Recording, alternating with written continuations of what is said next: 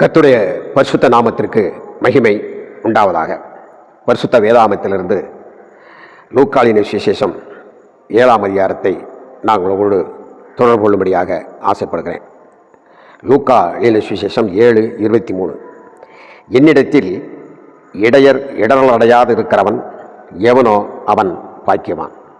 என்னிடத்தில், அதாவது இயேசு கிறிஸ்துவினிடத்தில் ஒரு மனிதன் இடரல் வராமல் தன்னை காத்து கொள்ளுகிறவன், தன்னை பாதுகாத்து கொள்ளுகிறவன் அவன் பாக்கியவான் என்ற அர்த்தத்தில் உண்மையை இந்த உலகிற்கும் உனக்கும் எனக்கும் நமக்கும் நாம் எல்லோருக்கும் சொல்லுகிற ஒரு அருமையான வார்த்தையாக இருக்கிறது. இடரல் என்று சொல்லுகிற பொழுது, அதாவது ஒரு மனிதனை குறி தவற செய்கிற ஒரு மனிதனாக, அது தன்னுடைய நண்பனாக இருக்கலாம்.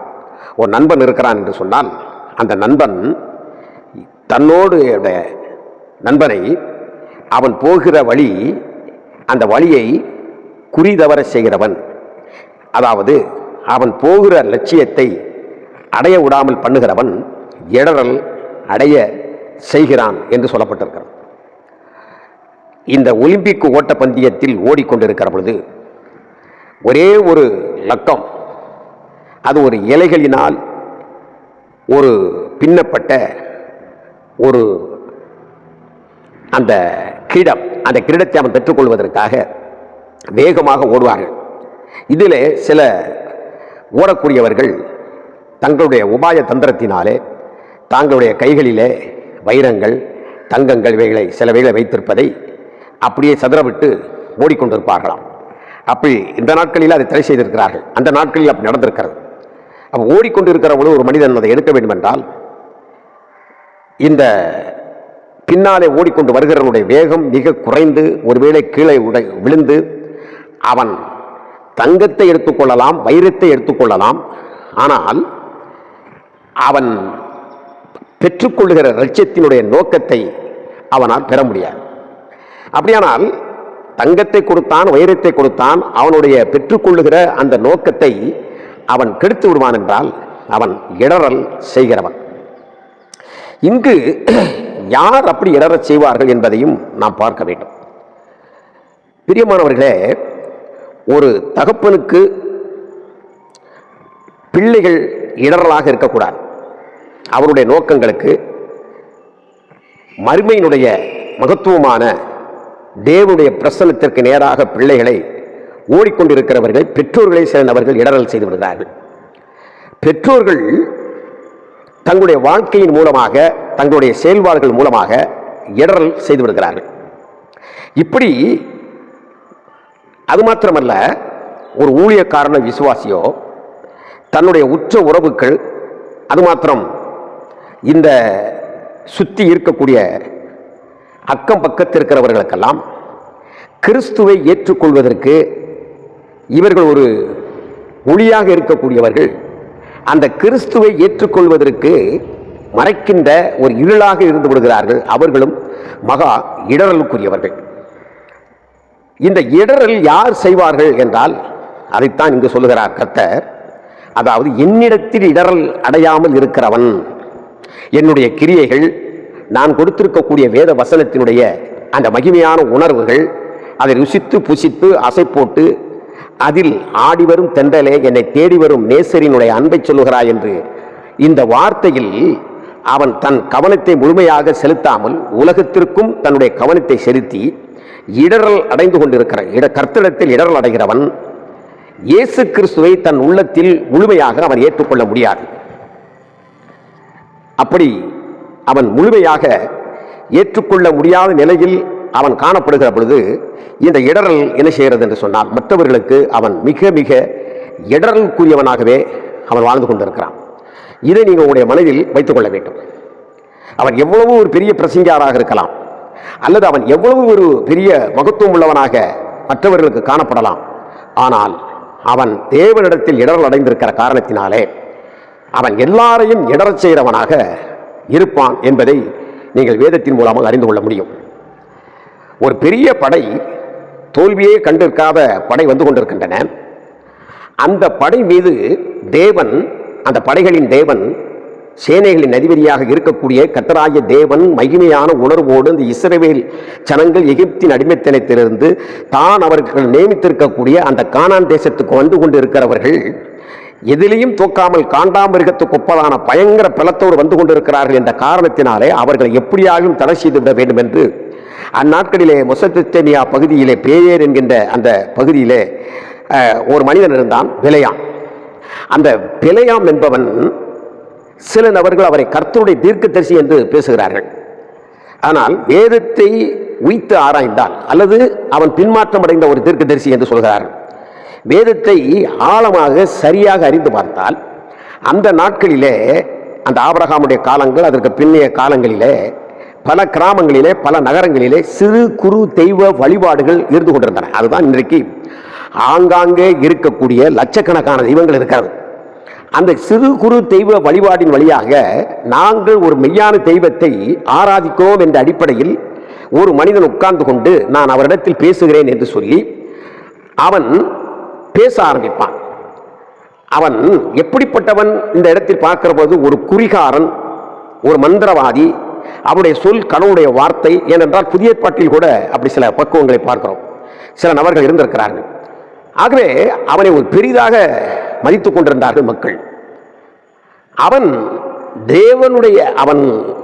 தேவனிடத்தில் அதாவது எந்த ஒரு மனிதனிடத்திலுமே தேவன் பேச வருவார். அது பழைய ஏற்பாடு காலத்தில் பார்த்தார். அப்படி பேச வருகிற பொழுது அவன் பேசியது நமக்கு தீர்க்க தரிசனத்தை போல் தெரியும். ஆனால் தீர்க்க தரிசனம் தான். உதாரணமாக எடுத்துக்கொள்ளுங்கள், இயேசுவை சிலுவையில் அறைவதற்காக அந்த காலத்தில் வரக்கூடியதான பிரதான ஆசாரியன் ஒரு காரியத்தை சொன்னான் தன் மாமனிடத்திலே. அதாவது ஒரு மனுஷன் அழிந்து கெட்டு செத்து போவதற்கு பரவாயில்லை, ஏனென்றால் இந்த பூமியிலே எல்லா மனிதர்களும் கெட்டு போகாதபடிக்கு ஒரு மனிதன் சாவது நலமாக இருக்கும் என்று இயேசுவை குறித்து சொன்னான். அவன் இயேசுவை கொலை செய்வதற்கும் ஒரு சத்தியத்தை ஏற்றுக்கொள்ளாதவன் தான். ஆனால் அதுவே ஒரு பெரிய தீர்க்க தரிசனமாக ஆயிற்று என்று பைபிள் சொல்கிறது.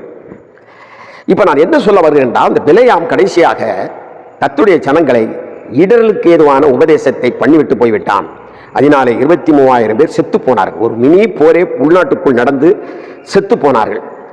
அது உங்களுக்கு தெரியும். இன்றைக்கும் சபைகளிலே சில நபர்களை பல ரீதிகளிலே தங்களுடைய உள்நோக்கத்தை பூர்த்தி செய்வதற்காக தங்களுடைய முதுகுகளிலே ஏற்றுக்கொள்ளக்கூடிய போதகர்கள், மிஷனரிகள், கோயில் குட்டிகள், மூப்பர்களை தேர்ந்தெடுத்து சில போதகர்மார்கள் அல்லது பெந்தேகோஸ்து என்றால் பாஸ்டர்கள் என்றெல்லாம் சொல்லுகிறார்கள் அல்லவா, இவர்களெல்லாம் தங்களுக்கு சாதமானவர்கள், தங்களுடைய இச்சைகளை நிறைவேற்றுகிறவர்கள். தங்களுடைய பையிலே, தங்களுடைய பணப்பெட்டியிலே பணத்தை குவிப்பதற்காக ஒரு நல்ல ஊழியக்காரனை பல வகையிலும் எதிர்த்து போராடி தங்களுடைய செல்வாக்கினாலே மாய்த்து விடுகிற ஒரு அவலட்சணமான ஒரு காரியம், ஒரு இழிவான ஒரு காரியம், பிழையாமை போல இன்றைக்கும் போதகர்கள் சபையில் இருந்து கொண்டிருக்கிறார்கள்.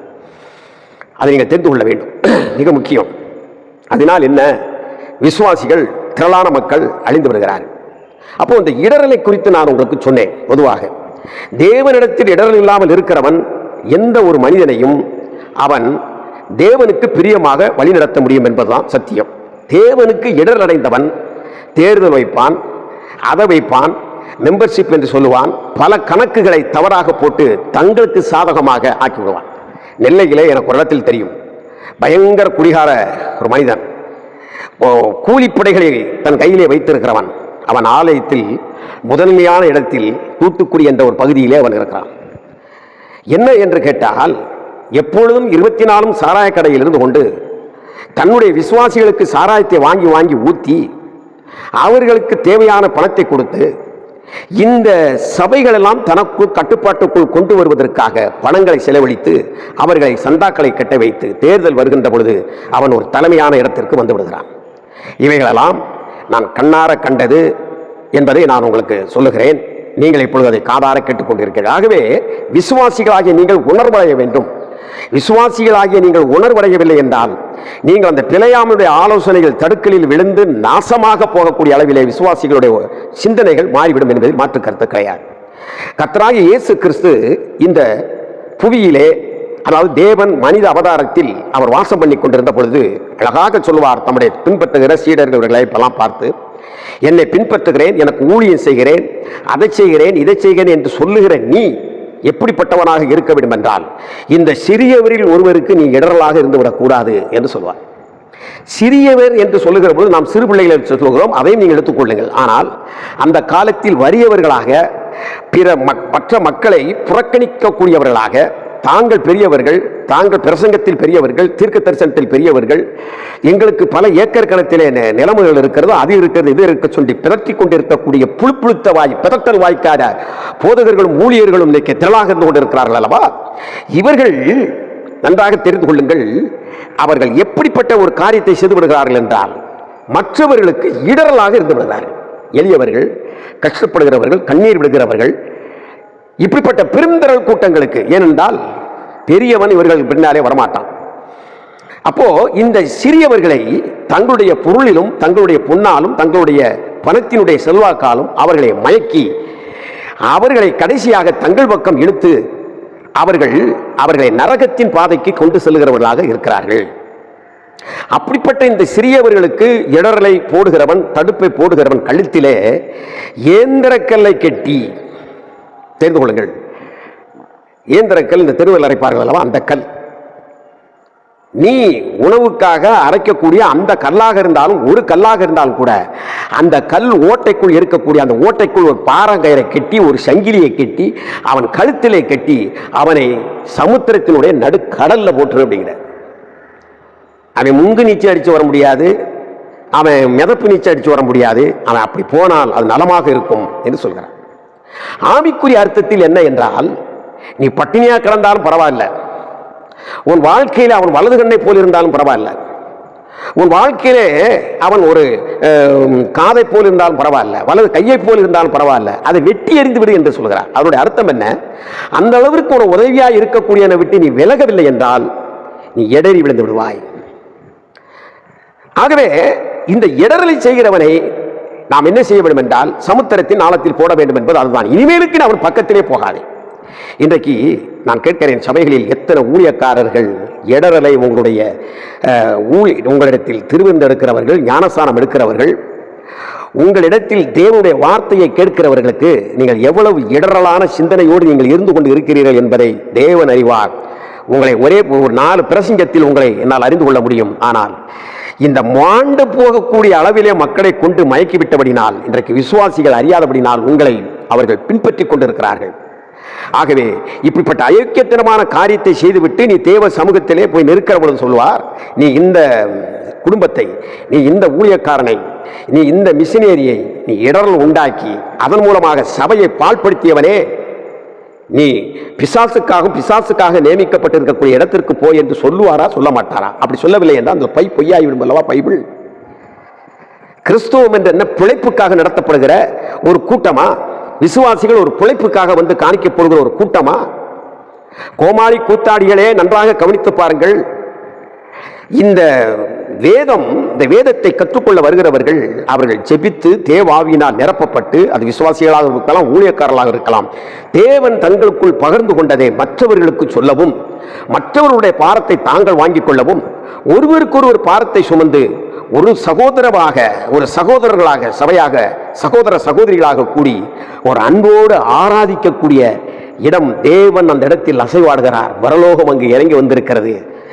பரலோகத்தினுடைய நிலையான ஒரு நிழலாக இருக்கக்கூடிய இந்த கூடாரம் சபை. இந்த கூடாரத்தை நீ கெடுத்துக் கொண்டு இருக்கிறாயே, நீ யோசித்து இருக்கிறாயா? உன்னால் எத்தனை சபைகள் கெடுக்கப்படுகின்றன, எத்தனை விசுவாசிகள் பாழாக்கப்படுகிறார்கள். உனக்கென்று உன்னை சார்ந்தவர்கள் இயந்திரக்கல் கட்ட இல்லை என்றாலும் ஒரு நாள் கட்டக்கூடிய நியாயாதிபதி ஒருவர் இருக்கிறார் என்பதை நீ மறந்துவிடக்கூடாது. ஆகவே இந்த அடிப்படையில் பார்க்கிற பொழுது, இன்றைக்கு நான்லாம் ஒரு இடத்தில் 10 வருஷம் பிரசங்கம் செய்திருக்கிறேன். ஒரு இடத்தில் 31 வருஷங்கள் பிரசங்கம் பண்ணி கொண்டிருக்கிறேன். என்னுடைய பிரசங்கத்தை எல்லோரும் ஆழமாக கவனிக்கிறார்கள் என்பதை நான் நினைத்தாலும், சில நேரங்களில் அவர்களை குறித்து பவுல் சொல்வதைப் போல, நாளொரு வண்ணம் பொழுதொரு வண்ணம் என்னை கவலை நெருக்குகிறது சபைகளை குறித்து. ஏனென்றால் ஏவாளை போல இந்த சபை மணவாளன் என்கின்ற இயேசு கிறிஸ்துவை விட்டு விலகச் செய்து வேறு மணவாளனுக்கு போய்விடுவார்களோ என்கின்ற அச்சமும் பயமும் எனக்கு நடுக்கமும் வேதனையுமாக இருக்கிறது. பிரசவ வேதனை போல் இருக்கிறது என்று சொல்கிறார். இந்த 31 வருஷத்திலே நான் ஊழியம் செய்ததிலே நான் பார்த்து கொண்ட அநேக நபர்கள் தங்கள் வாய் புணுத்து கொண்டே இருக்கும் பிரசங்கத்தை கேட்டுக் கொண்டிருக்கிறவர்கள். சில நபர்கள் இப்படி திரும்பிக் கொள்வார்கள். சில குடும்பங்கள் ஒரு 2-3 பேர்கள். ஆனால் இவர்களெல்லாம் இந்த பெரும் சபையில் புதிதாக வந்து கொண்டிருப்பவர்களுக்கும் வந்தவர்களுக்கும் வரப்போகிறவர்களுக்கும் ஒரு இடரலினுடைய உச்சமாக இருந்து கொண்டு அவர்களை தங்களுடைய சொற்களாலும் தங்களுடைய திறக்கப்பட்ட தொண்டையின் பிரேத குழியினுடைய வாயிலாக பேசிக் கொண்டிருக்கிறார்கள். ஆனால் அந்த திறக்கப்பட்ட பிரேத தொண்டையிலிருந்து வரக்கூடியதை இவர்கள் அமிர்தமாக, இவர்கள் ஒரு பெரிய மருதோண்டி பூங்கொத்தாக, அதை செண்டாக, வண்டாக, தேனாக அந்த வண்டு சுழண்டு குடிப்பது போல் பெரும் சபையை மாறுதலாகி நரகத்துக்கு நேராக வழி நடத்துகிற நயவஞ்சகர்கள் சபையில் இருக்கிறதைத்தான் இந்த 31 வருடங்களிலே நான் பார்த்திருக்கிறேன். ஆனால் நான் தைரியமாக பேசுகிறேன். ஏனென்றால் ஆண்டவர் சொல்லுகிறார், உங்களுடைய சரீரத்தை கொலை செய்கிறவனுக்கு நீங்கள் பயப்பட வேண்டாம். உங்களுடைய சரீரத்தையும் ஆத்துமாவையும் கொலை செய்கிற வல்லவருக்கு, நரகத்தில் தள்ளுவருக்கு பயப்படுங்கள். உங்களுடைய சரீரத்தை, அதாவது உங்களுடைய ஆத்துமாவை பரலோகத்துக்கு கொண்டு செல்லுவதற்கு பயப்படுங்கள் என்று சொல்கிறார்.